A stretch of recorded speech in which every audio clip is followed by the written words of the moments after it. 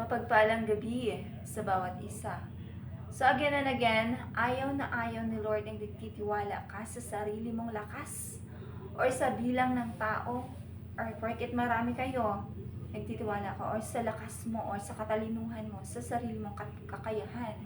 Ayaw na ayaw ni Lord na nagtitiwala ka sa sarili mo. Ayaw na ayaw ni Lord na nagtitiwala ka sa kapwa-tao na may hangganan ang lakas. Ayaw na ayaw ni Lord niya. Hindi porket Kristiyano na ay nagtitiwala ka na sa Kanya. Tandaan mo na ang tao ay merong 3 components. Meron siyang soul, spirit, and meron siya ng body. So, hindi sa lahat ng oras malakas yung spirit. So, hindi sa lahat ng oras malakas siya.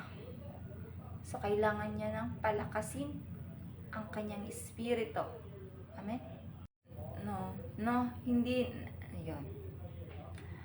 Hindi porket marami kayo, masyado ka ng kampante. Hindi porket marami, kampante ka na. Ayaw ni Lord nang nagtitiwala ka sa sarili mong kakayahan. Or sa kakayahan ng tao. Or sa katalinuhan ng tao. Dahil si Lord naman talaga nagbibigay ng katalinuhan. Si Haring Nebuchadnezzar, masyado siyang tiwala sa kanyang katalinuhan. Sabi niya, ako ang nagpagawa nito, ako ang nagpagawa nito. So, itinaas niya ang kanyang sarili, kaya ibinagsak siya ng Panginoon. Masyado siyang nagmataas. Bilib na bilib siya sa kanyang katalinuhan. Ayun, binagsak siya. Tinanggalan talaga siya ng sanity. O tinanggalan siya ng katinuan ng Panginoon. Namuhay siya na parang hayop sa parang.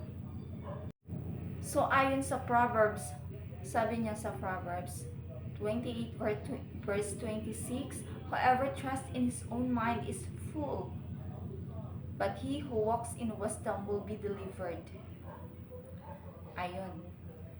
Ayun ni Lord na. So, mangmang daw ang nagtitiwala sa kanyang sarili. Sabi sa Jeremiah 17 verse 7, but blessed is the one who trusts in the Lord, whose confidence is in Him. So, dapat kay Lord ka lang nagtitiwala, hindi sa kung sino-sino. So, Proverbs 3 verse 5, trust the Lord completely and don't ever trust yourself. Ayun. So, ayun. Kaya nga sinabi sa Bible na trust the Lord with all your heart, with all your mind, with all your soul, with all your strength.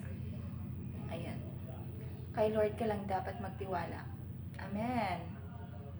That's all for today. Thank you. And that's all for today. God bless everyone.